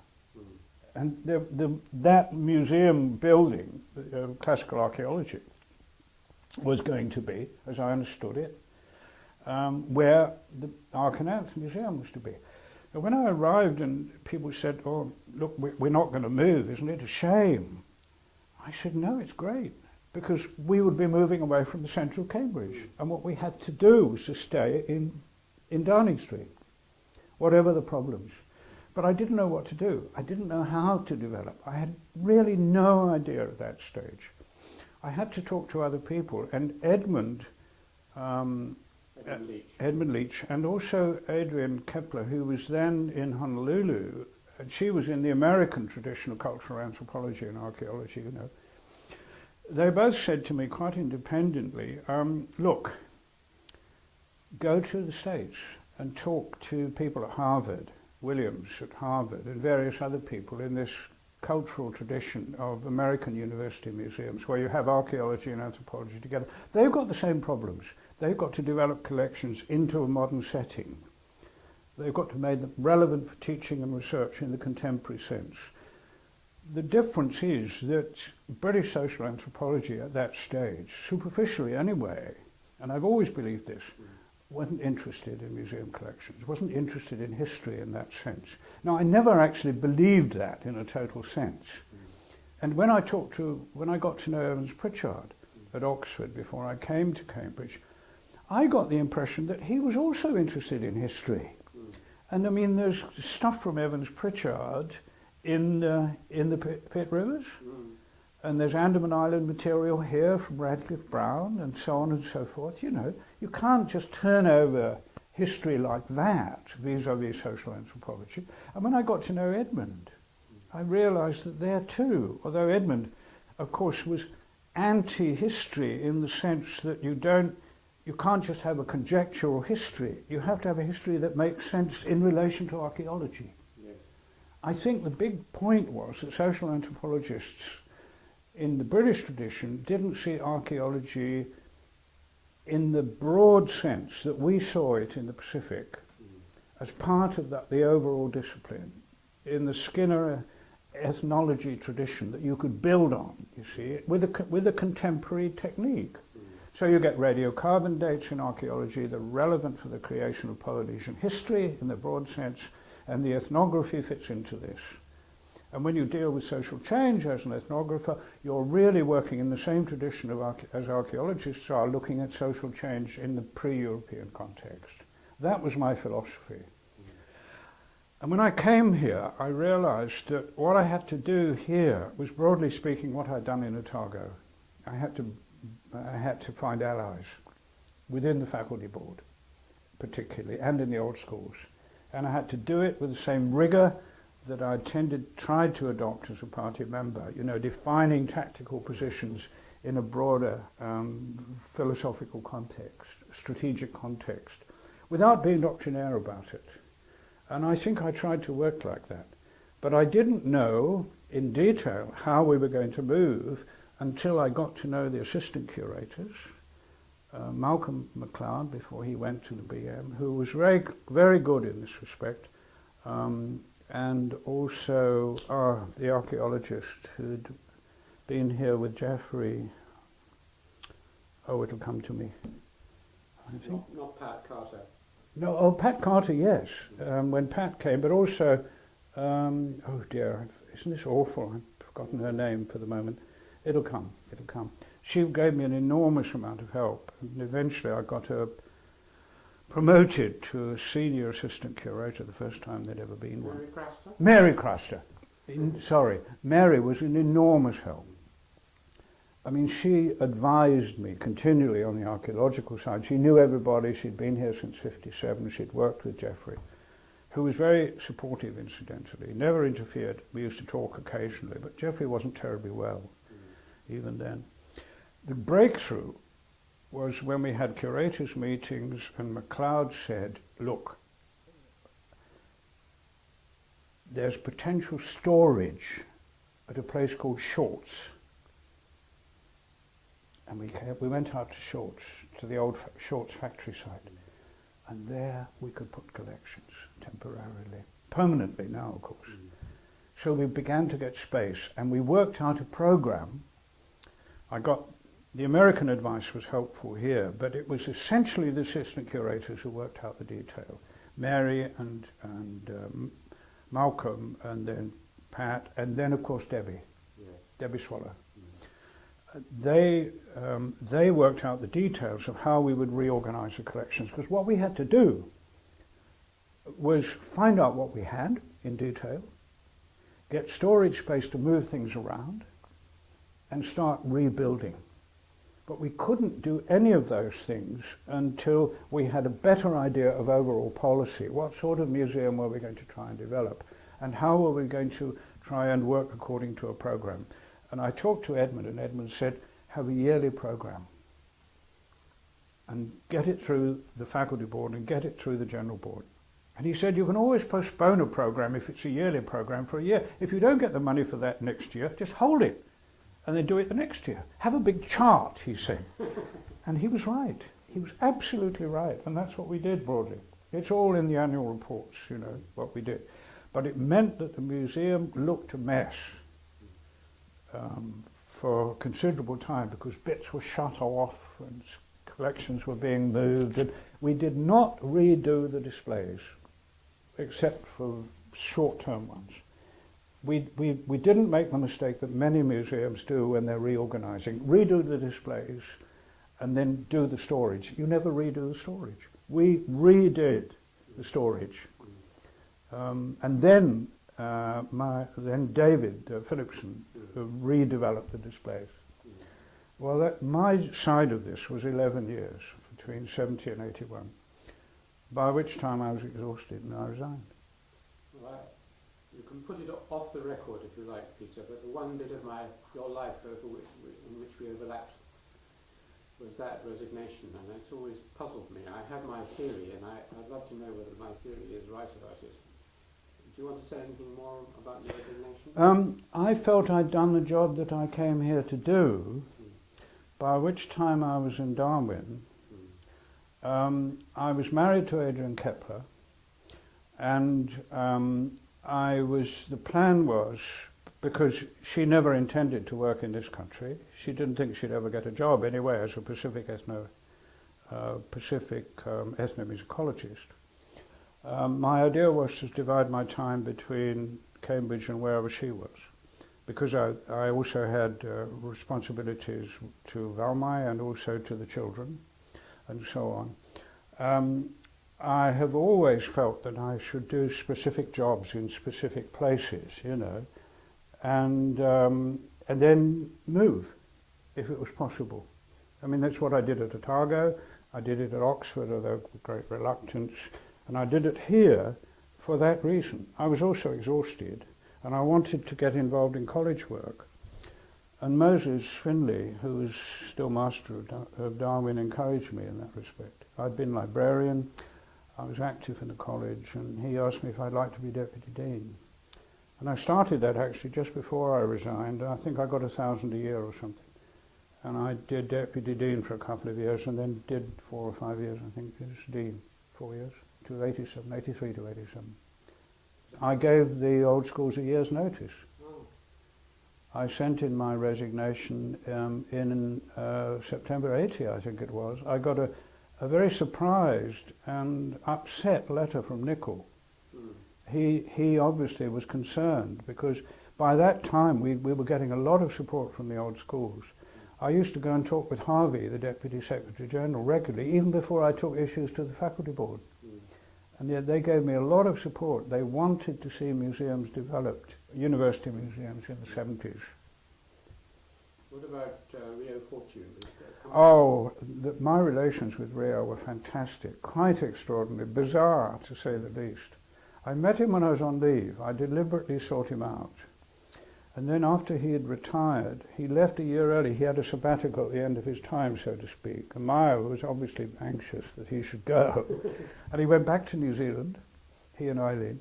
And I saw him when he came back. I saw a bit of him when I was on leave from Otago, you know. And I'd read, of course I'd read Sorcerers of Dobu. And also that volume he did on the basis of working in Manus. Yes. Manus religion. Yes. Pardon? Manus religion, yes. The whole business of Sir Ghost, you know. That was fascinating. Oh, extraordinary, quite extraordinary.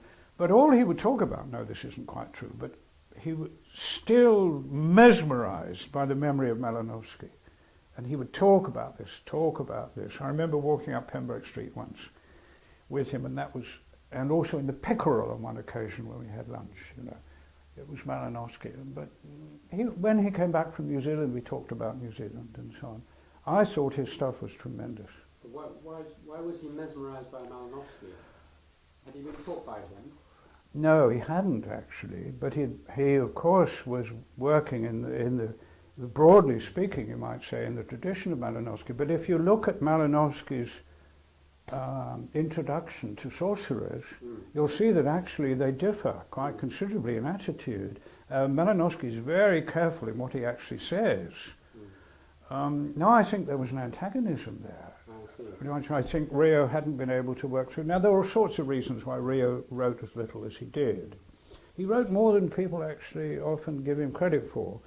But the great book, of course, was the book on Dobu. Yes. And I went back to it recently when I was teaching at Otago this January, February, and it's full of ambiguities because you don't quite know how he got his information. And then there's a whole relationship with Mead that's very interesting, and the work in Manus and so on. I remember him telling me once that Margaret had been to stay with he and Eileen, and I was interested that, you know, there was a good relationship.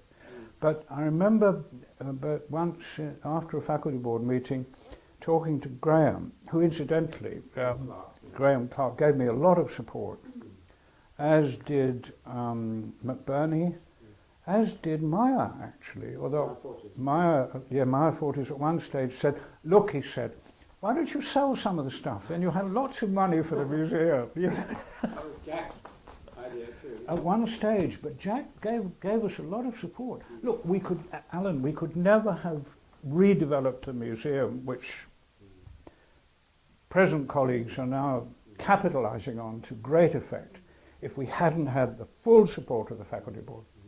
I had to convince her that money from the museum didn't mean less money from the faculty.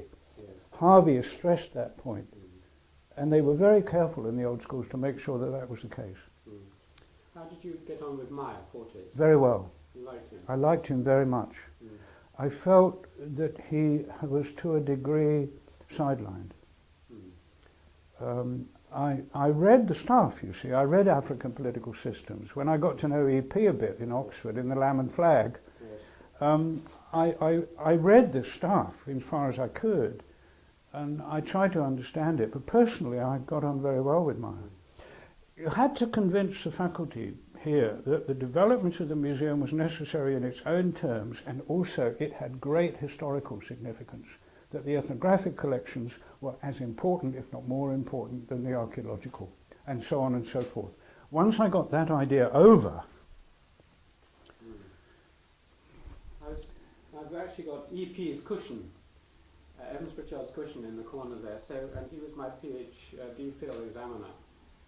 Is there any short thing you could say about Evans Pritchard and Raymond Firth? Those are the two who would be... I went to see Raymond when I was on leave in '64 for his advice on how I should develop the department, and I told him what I was doing, and he said, excellent, go on doing it. He had contributed to Skinner's Festschrift in 1959. And he was aware of what was going on in New Zealand. He was a good New Zealander, Raymond, you know, his loyalties were very strong. And he was very interested in what I was doing, and he said, look, keep good relations with Auckland, which I did. All the Auckland department gave me a lot of support. They could have been antagonistic, you know, it could have been a competitive attitude, but they weren't like that at all. Piddington and his colleagues, I remember meeting them in a meeting in Christchurch in 1963. They were very, very helpful, and I kept that going all the time. Bulmer, for example, was enormously supportive. And of course Golson had left by then, but the archaeologists in Auckland, Shawcross and Bellwood, you know, we used to get them down to lecture. And then Roger Green, the American, who's had so much influence in archaeology in the Pacific, he was enormously helpful. When we started a third year, Roger was our first external examiner.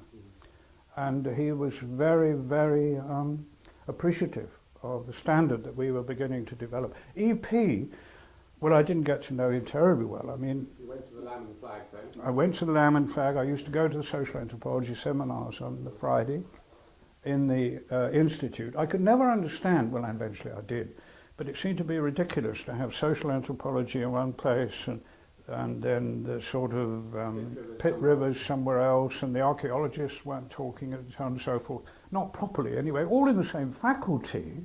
But why wasn't there undergraduate teaching? I mean, now they've got it, of course.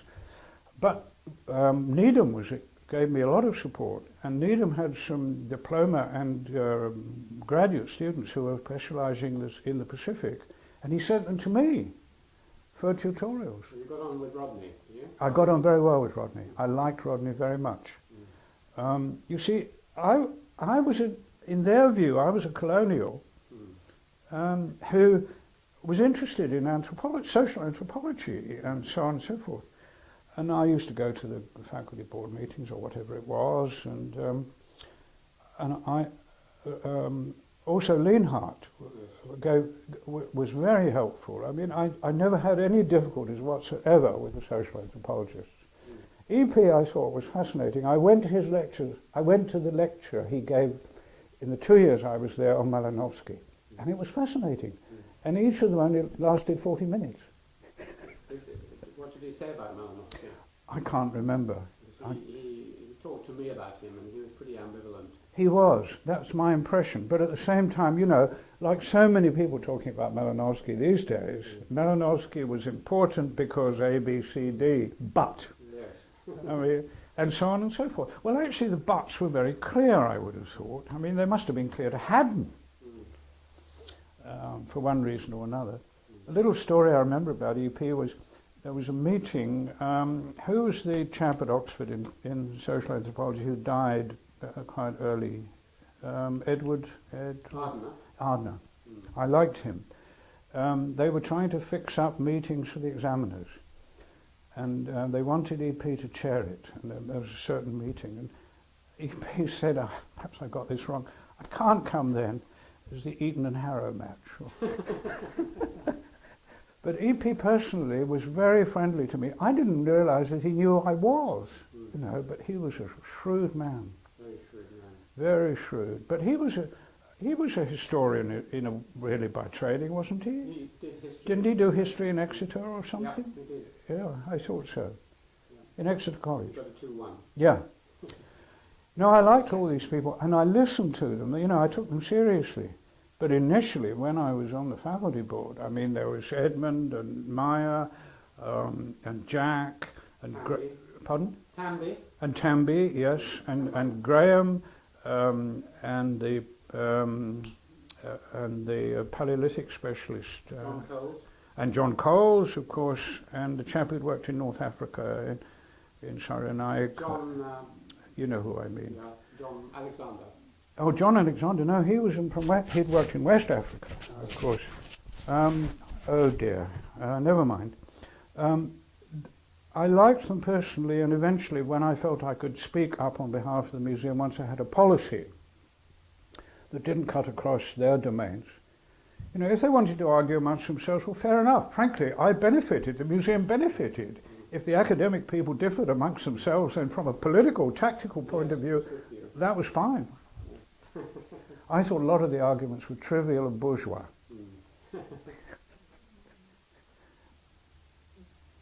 So let's move on. You resigned. You went to Darwin. and started presumably to have more time to publish. And To a degree, but actually I wrote quite a lot in the 70s. I wrote I began to publish, partly on Cook, partly on the history of Pacific archaeology, etc. I'd edited with two former Otago students a collection of republished papers of Skinner's, which came out in the 70s, and I wrote the introduction to that. And I was beginning to work alongside Ada and Kepler on Cook material.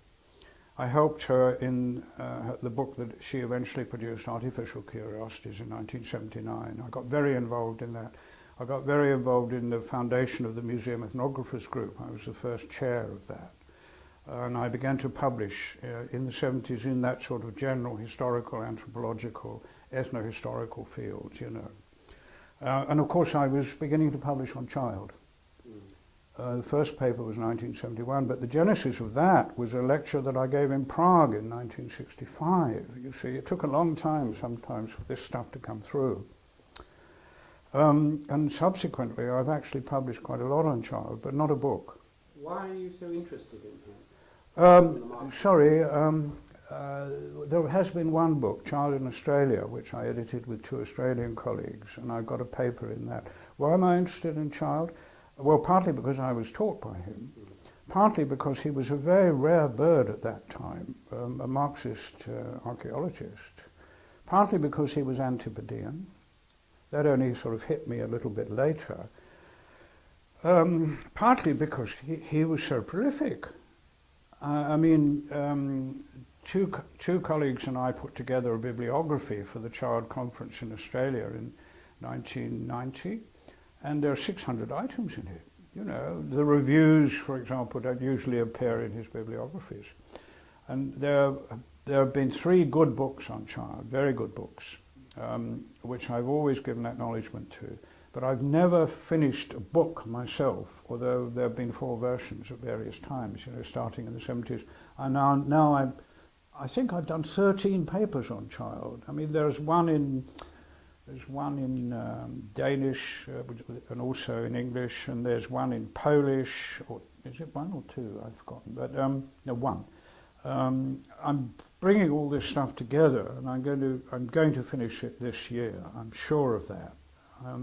It won't be a biography in the conventional sense. It'll be a study. There's no point, and I can't talk about his archaeology in the sort of detail that others have done, because I haven't been a European specialist, but I can talk about the development of his political philosophy and also of his Marxism.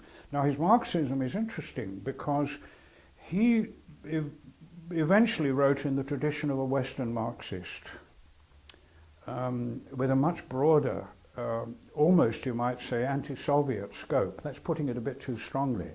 But it's interesting that although he had good personal relations very often with Russian prehistorians, what happened in history, for example, was never translated into Russian. It was translated into other subjects. There's a review of his work by a Russian archaeologist, whose name I've forgotten for the moment, who is very careful in the way he analyzes Child's work, you see, because under Stalin, the Russian archaeologists wouldn't accept the concept of the Asiatic mode of production. You know that. Yeah. Whereas he did, you see. And if you look at his book called History, which he wrote in the Past and Present series, and he was on the editorial board, you'll find there that he stresses the fact that that the development of socialism into communism and a classless society is not inevitable. You can get chaos. You can get the mutual ruin of the contending classes, to quote from the Communist Manifesto. And that's in his article. And that's in my paper on child and history, when I gave the Child Memorial Lecture one year.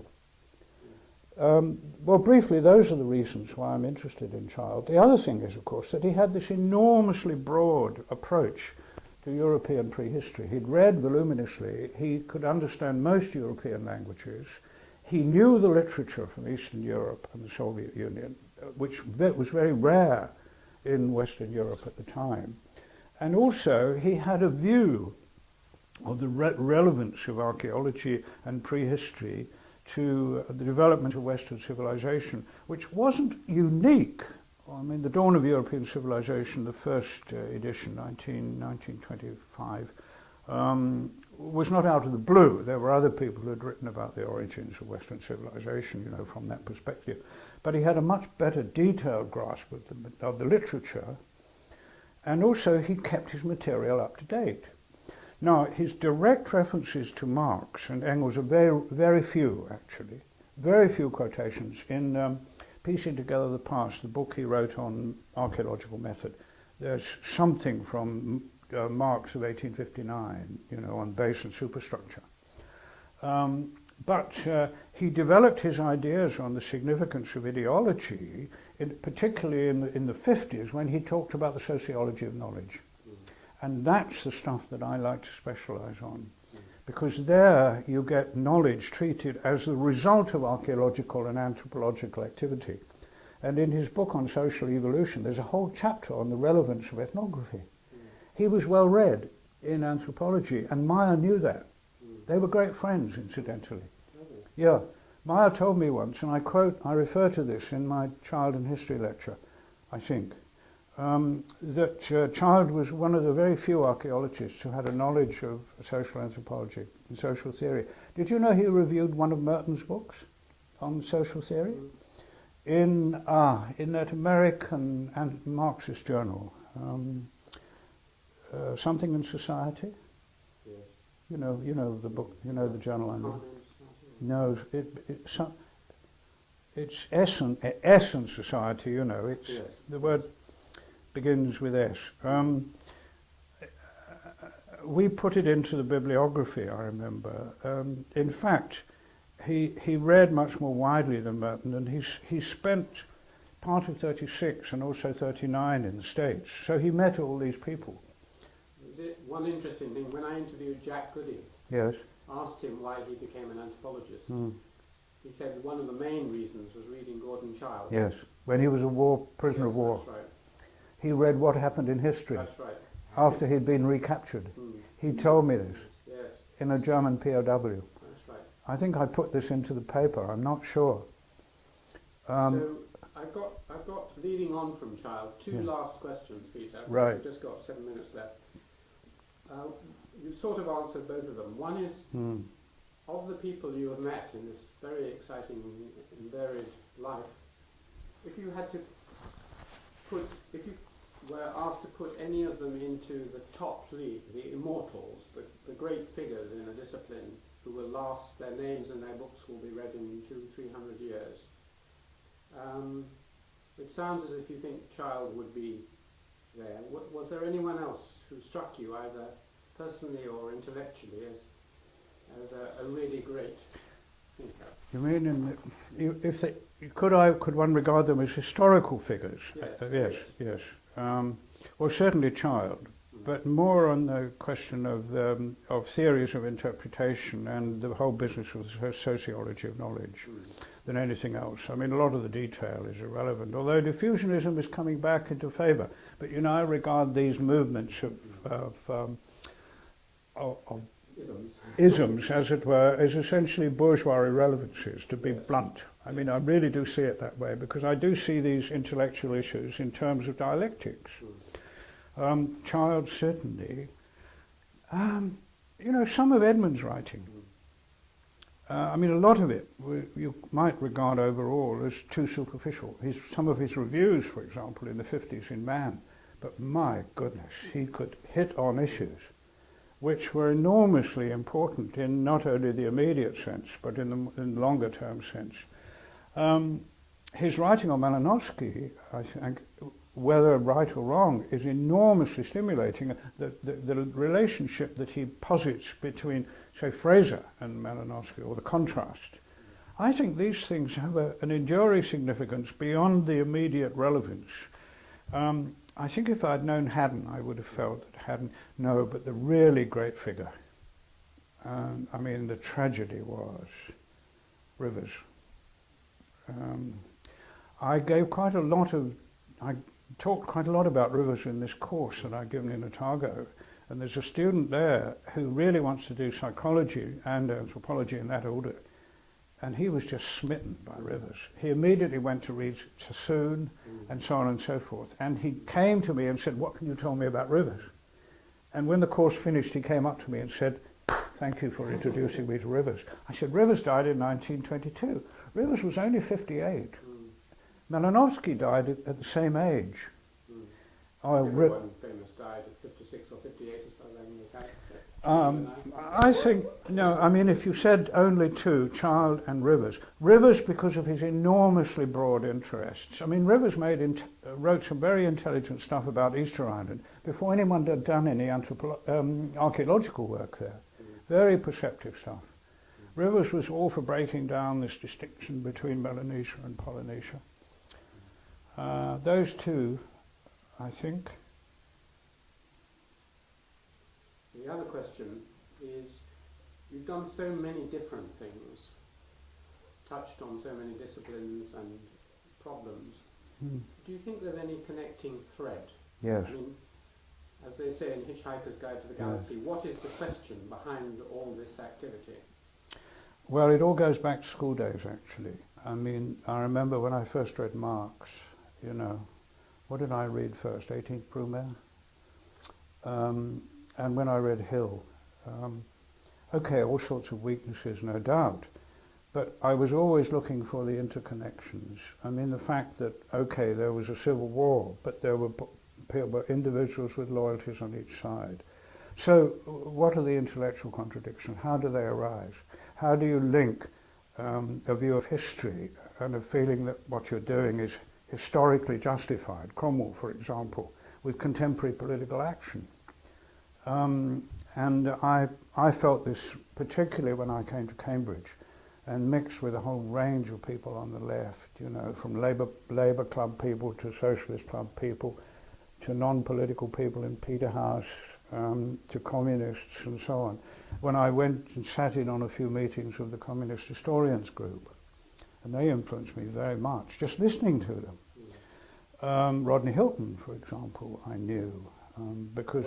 How did you get on with him? Very well. He helped me with a dig I did for the extramural, a small dig that I did for the extramural department down near Evesham, because he lived down there with his second wife. Hobsbawm I know slightly, and The Economist, of course. Here. Robinson? I knew her very slightly, but in a different context. Now, the chap in Trinity. Sen? No, not. No. Never mind. I read The People's History of England, Morton's People's History of England. And okay, it was very selective. I still got a copy, and so on and so forth. But these people tried to take a broad view, and I always felt that this is how you should deal with archaeology and anthropology.